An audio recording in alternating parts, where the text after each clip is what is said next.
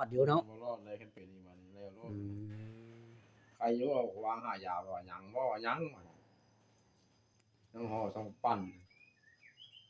จะว่าเป็นแบบนั้นมาเอาโลดกินโลด มา 1,000% มาเอาที่ว่าเอาทันหมอเอาไปเนาะ เอาไปแล้วไปกินนี่โอ้ยแม่ได้แมงกุจี อืม ลำไส้ ทานหมอต้มใช่นี่บ่นี่นะ บ่โอ้ไปต้มนี่มันก็ไหลสุกไปเลยแล้วร้องมันก็ได้ บ่กล้าลองนะบ่กล้าย่านคือกันเนาะ ก็คือบนยุบๆลงไปนั่นแหละกับสุดลำไส้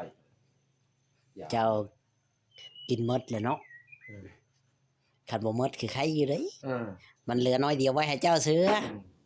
โอ้ ไว้ให้เจ้ากินเสียชีวิตทานหมอบ่อย่างนี้ปลาเฮือนนึงบาทนี่เนาะ นี่แหละ บ่วอดมาแปลงให้แล้วบ่นี่น่ะ ไปนี่ แม่น มาแล้วบ่ตัวแรงของเราสิมาอีกคน อ๋อ สวกหมดสวกไว้แล้วแมลงจะมาแปลงอีก มันแรงสิมาเองเนาะถ้าว่าอันนั้น เรายังบ่เห็น เพิ่นบ่ได้มาแล้วบ่เพิ่นเขาเวียกโหจัก ครับไอ้เอาว่าบ่มาก็สิบ่ได้อีกแมลง เดี๋ยวค่อยสิเข้าไปเบิ่ง มาจะเนาะคนมาจะเนาะ ในใช้เข้าไปเบิ่งในใช้นี่นะ เข้าไปหั่นนะ ไปพาเข้าในเจ้าน่ะ ฮะ พาเข้าใน เข้าไปยัง เอาข่อยก็บ่กล้าเข้าแล้วเฮือนเจ้า เข้าแล้วแหล้วสิมีหยังเข้าไปเบิ่งแล้วแหละบ่ได้ใส่กุญแจนี่ อ๋อเดี๋ยวก่อนฉันถามเจ้ากัน เออ เป็นหยังนี่บ่อยากเข้านี่ ฮะ ย่างบ่ไหวบ่ ก็ไหวอยู่ก็เข้ารถบ่เป็นหยังของมันมีหยังนะเป็นแต่หมอกไผกับอันนี้ไงบ่ได้อีหยัง อืม มันอยู่บนนอนกับอันนี้แหละคือตาเห็นนี่แหละในในบ่ได้มีหยังไหน เจ้านอนผู้เดียวบ่นี่ นอนผู้เดียวเพิ่นน่ะก็นอนนั้น อืมเจ้าคือบ่ให้นอนนำกัน มันร้อนอึดอัดนอนผู้เดียวดีก่อนแล้วเพิ่นน่ะก็นอนหั่นนอนหั่น คือบ่ให้นอนในเพิ่นกัน ตอนน่ะ เจ้าย่านนี่บ่จักถามหมอนี่ บ่ได้ย้านหรอกเข้าไปบัดยาแล้วบ่ได้ให้เข้าเลยเพราะว่าหมอกไผไปอยู่หั่นหมอสอบไผนะรักษาตัวนี้ โอ้ย รักษาหมอสอบไผอันนี้เอาหันบ่ได้จังเทื่อผู้นั่นเฮาไปมันบ่เอาไปอันนึงอันสองมาหมู่มาหักมาเพกันเสียของเฮาหั่นน่ะ อืม รักษาไว้นำในมันในเฮือนซานี่แหละ อืม สิไปปาไปทิ่มกับเพิ่นบ่เป็นบาดนี้เฮือนเฮาเป็นหยังไงเป็นอันนี้ อืม คานก็ให้มันคานอยู่นั่นนี่ลุกก็ให้ลุกอยู่นั่นนี่ คันบ่ลุกก็ก็ไปในนี่โลด ไปนั่นนี่โลด อืม นั่นนี่โลดนะเป็นหยังก็เป็นนั่นนี่โลด ถ้าเจะไปนี่ไผสิเอาเฮือนจันเจะสิให้ไผ ยันลูกพุ่นแหละ เตรียมไว้แล้ว ยันลูกพุ่นแหละ อืม พอลูกมันยังน้อย มาลูกมาหาอยู่บ่คุมื้อนี่ มาอยู่มาเมื่อบ่ อืมยันว่าเพิ่นบ่มาเลย น้องไอ้น้องลูกหลานก็แม่นอยู่กับครอบครัวเขาเอาอยู่วันนี้ก็บ่มีไผมา ลูกก็บ่ได้มา ลูกหลานมาเยี่ยมอยู่บ่ บ่ เพิ่นบ่มาใกล้เลย อืม นั่นแหละเพิ่นจังได๋เพิ่นบ่มาใกล้หรือว่าเจ้าย่างไปเรื่อยๆอยู่มั้ง ไปอยู่ไปหาเขาของเขาเพิ่นมามีแต่ข่อยแล้วไปอยู่ อืมไปอยู่เนาะอืม เอาก็สิคิดว่าได้ผู้นี้มีเป็นครูบ่หรือจังไดนี่ว่าโอ้หมอก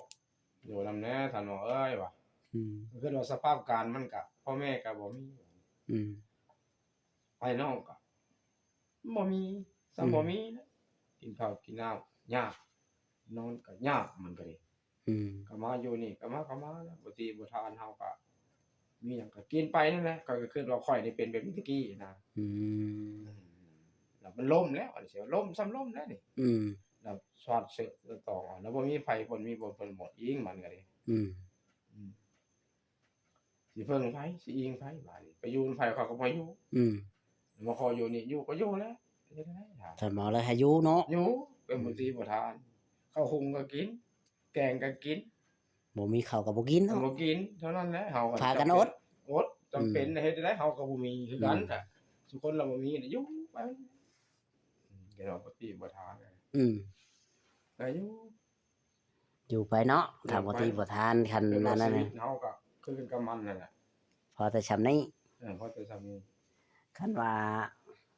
คันเรามีเวียกมีงานนี่เราไปทำงานจะอยู่กับไผ ผู้เดียวเดี๋ยวบ่อยู่ผู้เดียวสิอยู่นำไผจ้ะโง่เพิ่นบ่มาอยู่นำ อืม เฮือนมันซานบ่ซานมันเขาไว้สิ เนาะไผก็อนาคตไผก็อนาคตมันเนาะ เออ มันก็ต้องอยากเฮ็ดเวียกเฮ็ดงานไผมันเนาะ ไผมัน แล้วมันแล้วเขาวันยังน้อยยังหนุ่มเขาก็หาเงินหาคำเนาะ เขามาอยู่แล้วเขาบ่อยู่แล้วเขาก็เถิดคอย แม่ เพิ่นเจ้าซั่นน่ะมันจะค่อยสิไปอยู่เขาให้ค่อยสิเป็นเจ้าย่านนี่เขาก็บอกว่าให้มาเขาก็บ่มาเขาแม่นเฮือนเขา อืมคันเจ้าย่านในให้เขาเชื้อละเฮือนน่ะเขาสิไปอยู่ เขาว่านะ เจ้า อันนี้เฮือนเจ้าเขาให้ไผอยู่ เจ้าเลยเว้าบ่ปากเลยบัดนี้ บอกว่าอาจจะเป็นเฮือนเฮานี่สิปกโปรงลงนี้ไปสมมุติว่าแต่เฮาตะกี้เฮาก็ยังไปแบบปกโปรงลงนี้หาเฮือนหาซ่านหาบ่อยู่เหมือนเจ้าได้แล้วสิปกโปรงลงนี้ป้านี่ อืม บ่เป็นนั่นแหละก็คานก็อยู่นั่นนี่ลูกก็อยู่นั่นนี่เป็นยังไงเป็นนั่นนี่ไอ้บ่า อืม มืดหูก็อยู่นั่นนี่แจ้งตาก็อยู่นั่นนี่นะ อืม เลยอยู่ต่อมาแล้วเฮ้ยคนนี้มาโอ้เมื่อมันกี่ลันน่ะว่าโอ้ท่านหมอเอ้ยว่ะขออยู่ขอเช้าหนึงบอกว่าตะคืนอะไรอยู่ก็อยู่เช้าก็เช้าแล้วก็มีหยังก็กินอยู่มันก็มันได้อยู่ได้กินมันก็อยู่แล้วคน อืมแม่นแล้ว มันกินนี่มันก็บ่อยู่ คันหมูหมาแมวก็ยังมีอยู่มีกินมันก็ยังอยู่ อยู่ บ่แม่นของเฮาแท้มันก็ยังมาอยู่นำเฮาแม่น แม่ บ่ นเลยมาเลยคือเรามานะมาคนก็ยาเคยได้อยู่หมาคน เจ้าเกลือมันเนาะ คำมาเอาแกงเต็มหม้อให้มันกินมัน อืม หมาก็สิเล่าได้ อืม มันมาละเอาเขาหลายๆให้มันกินอาหารให้มันกินเอาเกลือมันกินเป็นว่ามื้อบาด อืมมันก็เป็นของเจ้า มันอยู่นำมาผู้เจ้าคนมานี่ไปมือมาแก้คอมือแล้วเสื้อขาดกัดเสื้อปบมาพี่อีกคือเก่าเลยเลยเราอ่ะ เจ้าเลยเอาของเขาเลย เราอ่ะเจ้าเอาสิมันบ่มือไง อืม มันได้อยู่ได้กินมันได้อยู่ได้กินมันไปแหละ แม่น อันนี้คือการนี่มันอาบน้ำมาอาบกินก็ให้กินมันบ่อยู่น้ำมันไปแล้วนี่ ห่วย อันนี้ ไผอยู่ อันนี้3คืนเลยเด้ ข่อยก็บ่อยู่คือกันแนว อีหลาน มีหยังบ่ได้ให้เขากินให้เขามาเบิ่งเจ้าห่วยก็โป๊ะ อ่า ข่อยเลยอยู่เด้ กันเราว่าบ่ตีบ่ทานก็อยู่ค่ำละนอนนั่นเลยเฮ็ดได้ คันมีเวียกมีงานก็ไปเฮ็ดเวียกเฮ็ดงานเนาะตอนแรกก็มา ให้ค่าจ้างค่าหยังก็ไปมีคนจ้างหมด เจ้าบัดแข็งแรงอยู่เนาะเจ้ายังน้อยยังหนุ่ม เขาบ่อยากจ้างนั่นก็ได้ เป็นได้ได้เขาบ่อยากจ้าง เขาบ่อยากจ้างเขาว่ามันบ่เฮ็ดแท้จริงมันบ่หามันแบบว่าตะกี้นะ อื หมู่บ่หาบ่วนไว้นำนั่นนะ หมู่บ่สนใจเนาะ บ่สนใจนะเป็นหามันก็ไปว่ากี่ร้านเลยไปปลูกมันก็ไปนี่บ่กายเลยนะบ่สนใจนำนะเป็นอันนั้นแบบค่อยตะกี้ค่อยคือว่าค่อยคือกันตะกี้มีแต่ว่าค่อยขี้คร้านมันก็ขี้คร้านหมู่บ่หาหมู่บ่บอกก็บ่กล้าไปนี่คือได้โอ้เสื้อให้มันถางแม่ป่านี่ถางแม่ป่ามันก็ถาง อืม อันนี้บ่หามันบ่บอกมันก็ปล่อยเลยตามรอยโดน บ่หากะ มีคนจ้างกะ มันหักบ่มีเนาะ มันบ่มีผู้เจ้าคนบ่มีเงิน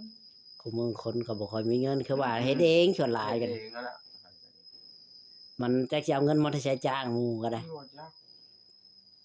เพราะว่าบ้านเฮาก็ซ้ำบ้านเฮาซ้ำนี่ เออ หาอยู่หากินเถอะพอแต่ได้กินใช้ปากไผปากมัน อืมเฮ็ดหาหอนไปกินไป อืม หอยเรือเขียดนายามนี้เฮ็ดหอนไปนั่นแหละแกงกิน อืม อึ้งเหมือนได้เทื่อโตเทื่อสองน้องแล้วเห็นละลายมันเขาเอาไปขายมันก็เบิดแล้วแล้วบ่มีแต่ใบไม้นี่ อืม ใบตอกหัวจะมองไม่เหลือ เฮ็ดนี่ได้ใบไม้ อยู่ สิกินดิ หมดแล้วป้าวันนี้มันก็เกี่ยวกับป้นเดี๋ยวก็หันบ่มีหยังนกลงบิดบ่มีไปนอนเดี๋ยวนี้5คืนจะได้ยินเสียงนกฮ้องบ่มีใช่บ่ บ่ได้พันหยังเลย บ่พันเลย บ่มีบ่แนวมาหยังตึกตักตึกตักตึกตัก บ่จะมอย สมอยสมีเลย มอยเลยบ่ได้พันหยังจะนอนรับ มีแต่นอนรับอย่างเดียวน อนรับอย่างเดียว อืม คือบอกพันหัดพันนี่ดอก บ่บ่ได้ฟันเนาะ นี่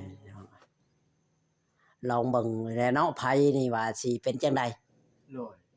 แต่ว่านี่แหละเขาบ่ยังได้เฮ็ดคือกันก็สิมื้อจ่าลบมื้อนี้แล้วบ่ลาบ่จังได๋เฮ็ด ไต้เบิ่งแล้วบ่ซั่น ฮะ ไต้เบิ่งแล้ว มันคือมาคืนชีวิตน่ะใต้เด้ บ่เสียเบิ่งยังตอนนี้นะ ยัง คือบ่เสียเบิ่งมันเข้าบ่ล่ะมันก็หุงแล้วก่อนมันเข้า ต้องว่านี่แหละบ่ได้เสพ เสียบอยู่ไสเด้เสียบอยู่ใน อยู่ พุ่น ในพุ่นนะ อืมเดี๋ยวสิเข้าไปเบิ่งจักหน่อยนี่ว่าเป็นจังได๋เติงเข้าไปเบิ่งพี่น้องนอนก็ผลบริษัทเข้ามาแล้วว่าเนาะ หม้อได้ อืม ฝนตกแห้งๆก็ว่าสินั่นบ่นอนเฉยนอน อย่าว่ามีคนมาส่องเบิ่ง มันเข้าบ่ได้เด้เพิ่นเข้าตะนางนั่นข้อยก็เห็นแล้ว เจ้าจะเห็นได้เผื่อเจ้าสิลุกได้ ไง งอ โคมไฟฮอดเนี่ยตอนนี้ยินเขาเข้าไปแค่ก็นอนพังเนี่ยก็นอนผู้เดียวจนนั้นเต็งแล้วก็นอนอัดตุบตึบตับบ่มีปืนบ่มีไผนอน มีหยังซอยม้อยได้ อืม นอนอยู่กลางป่าหน่อไม้ อืม นอนได้วันนี้ชุมอื่นมาเขาไปบอกว่าขอยาน เขายานเจ้าบ่หรือเจ้ายานเขา เขาและยานยังไงตัวยานผีเดี๋ยวค่อยเกิดมาค่อยเห็นจะเกิดต่อผี อืม เห็นจะคนผีเราเห็นจะเลือ อืม ยานผีบ่มีหยังดอกผีน่ะ ผี คนเห็น ผีเจ้าเป็นตัวแบบใดติ บ่มีบ่เห็น อืม บ่เห็น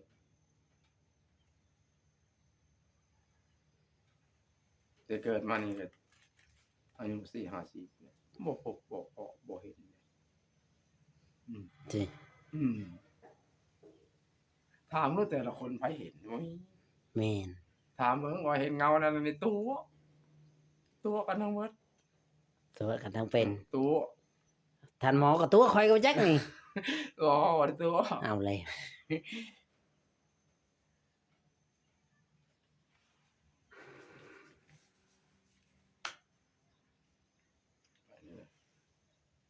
ฮ้อนแน่นี่คำมาฮ้อนแน่